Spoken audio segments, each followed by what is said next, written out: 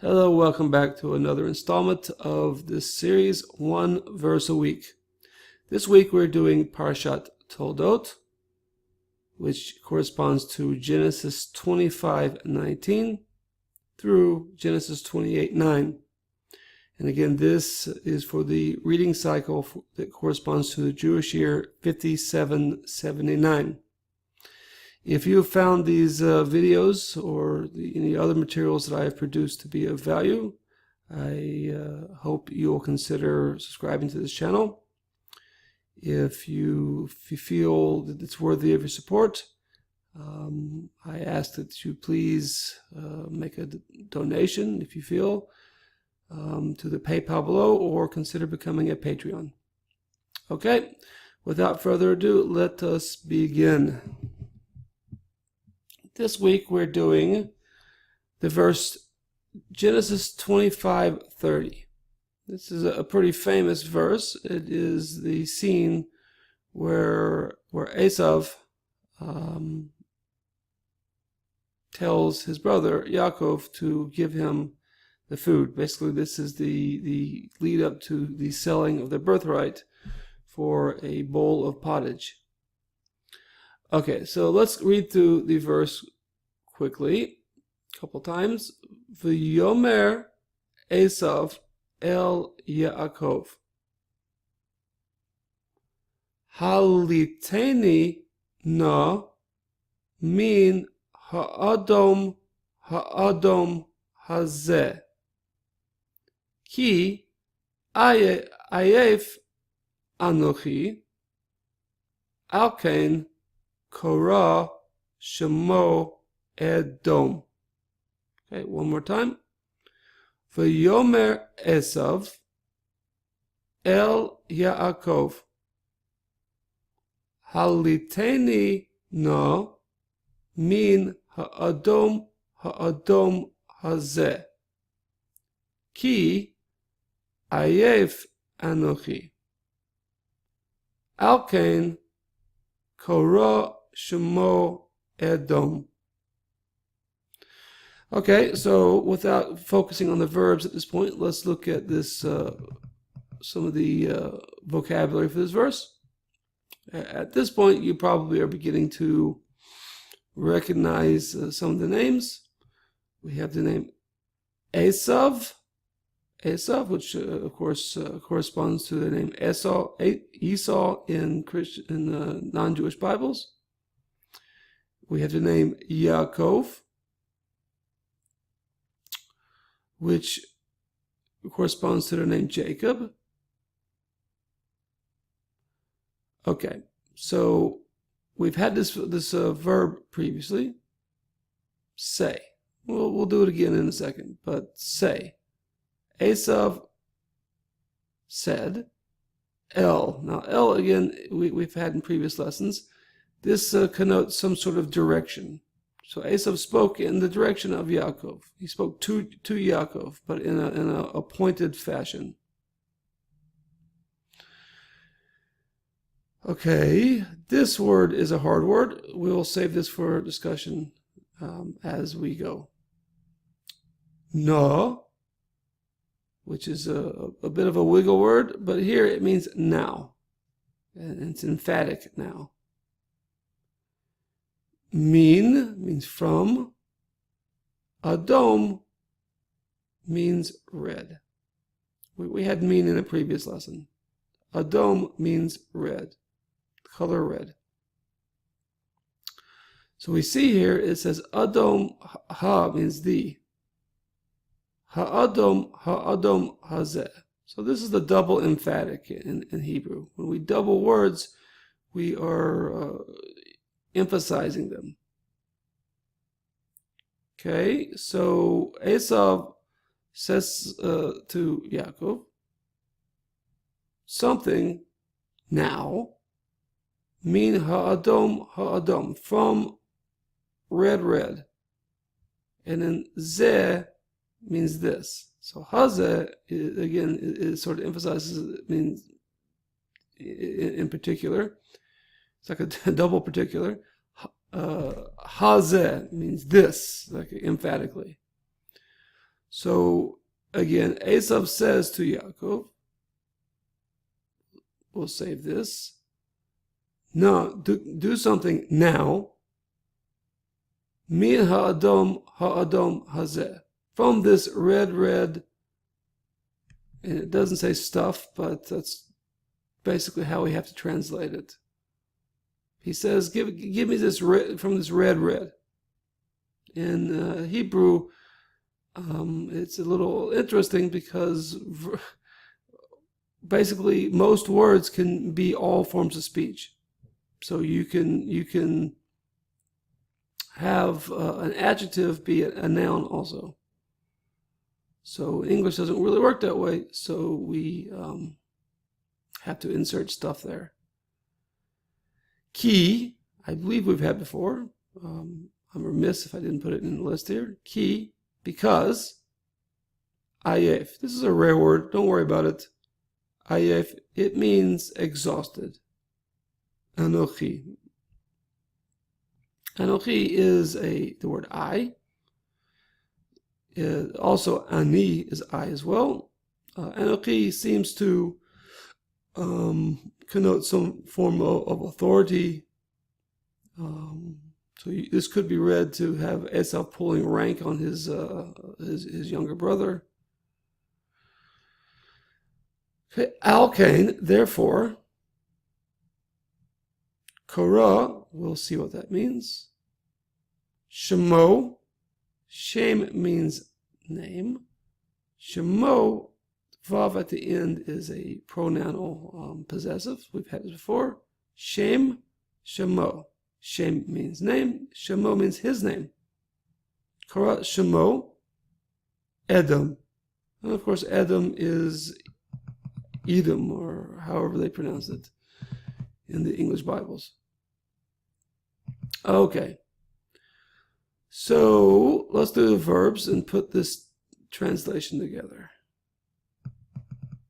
Okay, first of all, we have the word Amar, Shorish Amar, Aleph Mem Resh. Had this before, it means to say.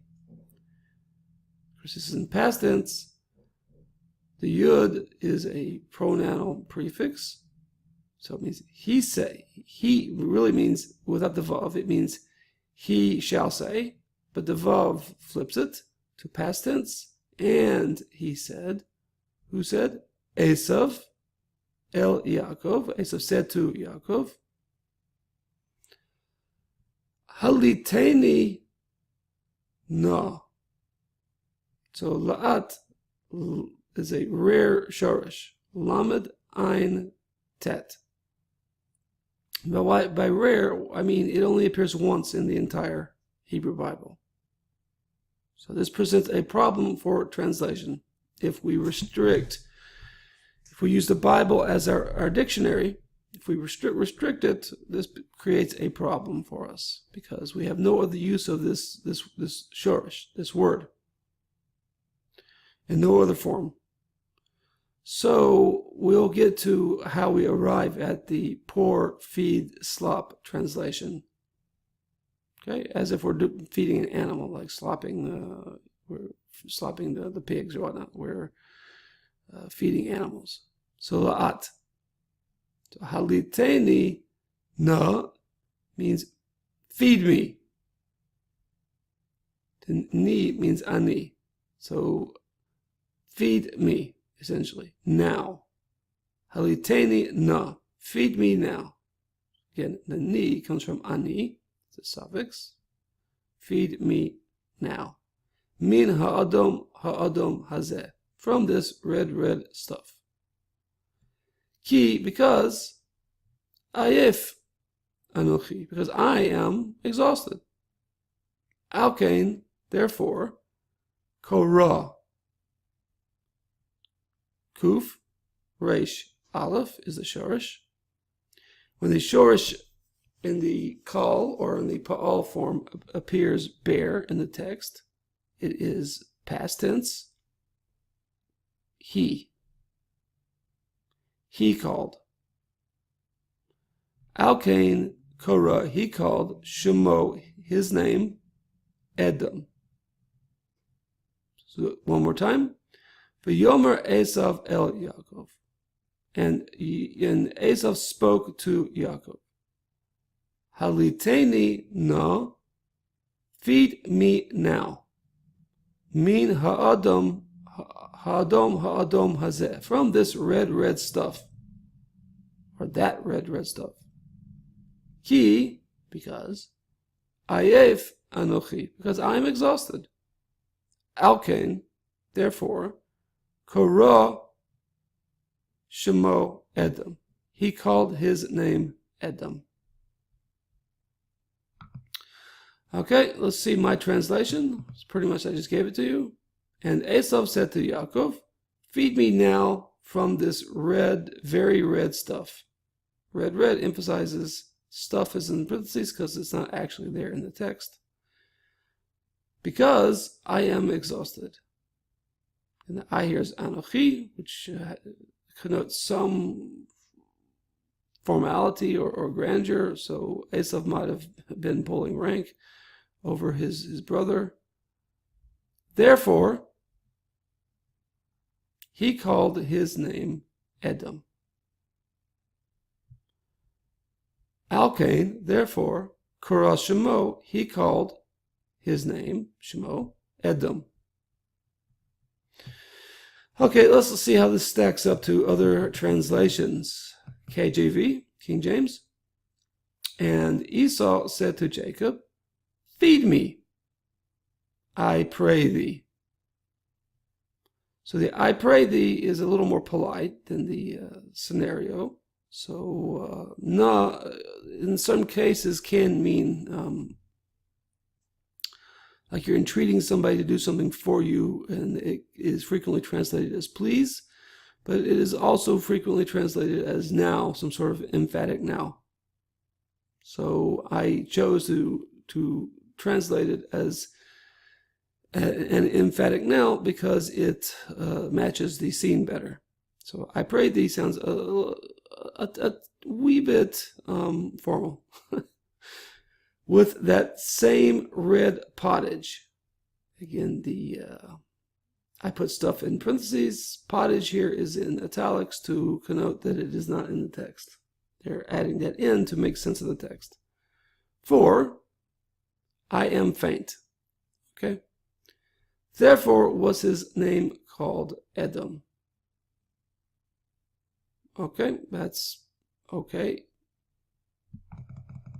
NIV. He said to Jacob, quick, let me have some of that red stew. I am famished. That is why he called his name Edom. So, first of all, there is no pronoun in that sentence. It says, and Esav, V'yomer Esav el Yaakov. So NIV, again, they are prone to shortening sentences and putting in pronouns where they don't exist in the original text. This is a pet peeve of mine. It doesn't change the meaning here, but again, if you have a choice between rendering a literal translation and preserving as much of the Hebrew text as possible, why would you not take that? So they made a stylistic choice. I don't understand why they make this stylistic choice frequently, but nevertheless, they do. He said, quick.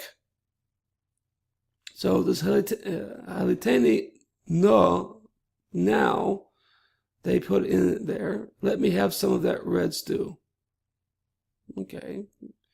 Sounds still a little polite.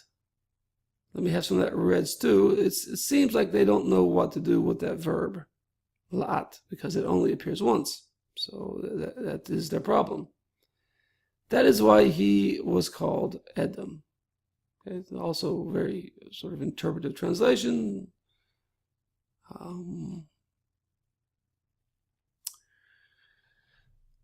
Okay, so all in all, kind of a loose translation.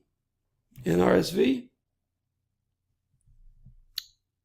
Esau said to Jacob, no, it's archaic, but I like to preserve the ands.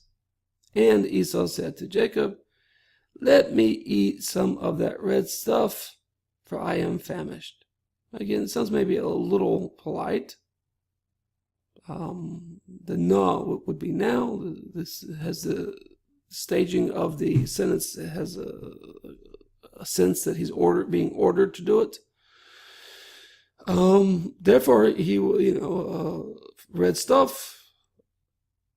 Okay, we don't know whether that's in the text or not. From here, I am famished. Okay, that's reasonable. Therefore, he was called Edom. Okay, that's okayish. I would note that the was called Edom because the scene stood out to the people who were observing this scene, and there were other people around. People observing this scene took note that he's being rude here. He's being rude here, and so that's why they call his. One does not usually get a nickname from in a positive setting. One usually gets a nickname based on some sort of bad acting on your part, and here Esav is getting a nickname, so to speak, because really, if you the context is he's kind of being a jerk, kind of being an oaf here. Okay. Anyway, all in all, it's an okayish translation. Okay, JPS. And Esau said to Jacob, "Give me some of that red stuff to gulp down, for I am famished." Which is why he was named Edom. Okay, so give me some of that red stuff to gulp down. See, they're trying to introduce a shade of meaning from what the text means, because it is, again, it's that root, Lamed Ein Tet, is a rare root. It only appears once in the Hebrew Bible, and therefore the Jewish translations make use of the greater knowledge of Hebrew. They use early Hebrew documents, post-biblical documents, to come to an understanding as to what that term means. So gulp down, again, I wouldn't have translated it this way. They're going according to Rashi. We'll talk about that in a second. Which is why he was named Edom.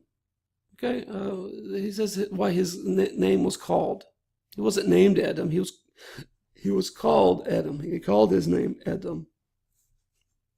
It was a bit of a nickname. So this is not a precise translation here, but okay, it's not the worst. Okay, finally the stone. Esau said to Jacob, "Pour into me now some of that very red stuff, for I am exhausted." Okay. He therefore called his name Edom. See, they render it Korah, literally. He called. Al came therefore. Shemo, his name, Edom. Okay, so this is probably the better translation. Now let's go talk a little bit about that term, haliteni. And you see, it's give me some, pour into me.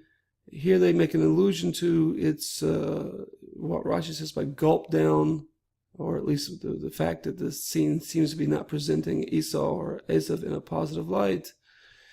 Other translations don't seem to get that as much, at least, or emphasize that Esau is really being rude here, not having manners. So let's look at that verb, Lamed Ein Tet, haliteni. So I say it's feed me. It could be pour also. Really, it all comes from a Mishnah. Now, for those of you who aren't aware, The Mishnah was an early codification of rabbinic law, and immediately in the post-biblical period, roughly around the time of the destruction of the temple, Second Temple, certain legal maxims were recorded, and they coalesced into what was called the Mishnah. And this term only appears once in the Bible. It appears a couple times in the Mishnah. So Rashi draws our attention to a certain Mishnah in the Masechta, in the tractate of Shabbat, the tractate of Sabbath rules, Sabbath laws, in chapter 24, Mishnah 3. The third Mishnah of chapter 24 of the tractate Shabbat. It uses the same word, the same root, lamed ein tet. So what's the phrase? It says, Ein ovsin et hagamal. You can't force feed your camel on the Sabbath. V'lo dorsen, or you cram it, you push it in. You can't push the food in. Aval, however, mal eaten. You can pour. You can feed the animal. You can pour it. You can place the food in front of it, or pour it into it like you would feeding animals. In other words, it's saying that on the Sabbath we can't force feed our animals. However, we can place food before them, and they can gobble it up in an animalistic way. It says further, Ve'ein mamarim es hagalim. We cannot force feed calves. This is what they would do for food. They would force feed calves to fatten the animal up. So we don't do that on the Sabbath. Of all, however, malitin.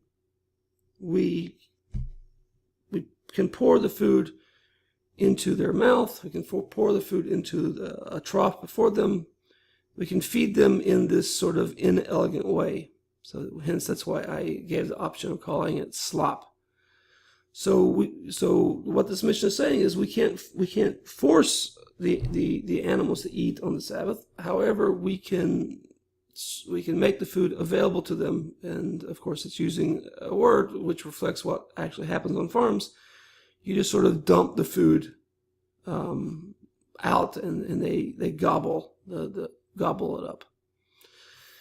Rashi here says is that in this sort of passive feeding, where you're not forcing the animal to eat, Esav uses the same verb, and he says it's as if Esav says, look, I'm an animal, I'm just going to open my mouth here and you just pour the food in. Or alternatively, you pour the food out in front of me and I'm going to gobble it up. So by using this term, which is a term that shepherds would use, people who keep animals would use such a term, this already is sort of not good manners on his part. He's using sort of a gross term.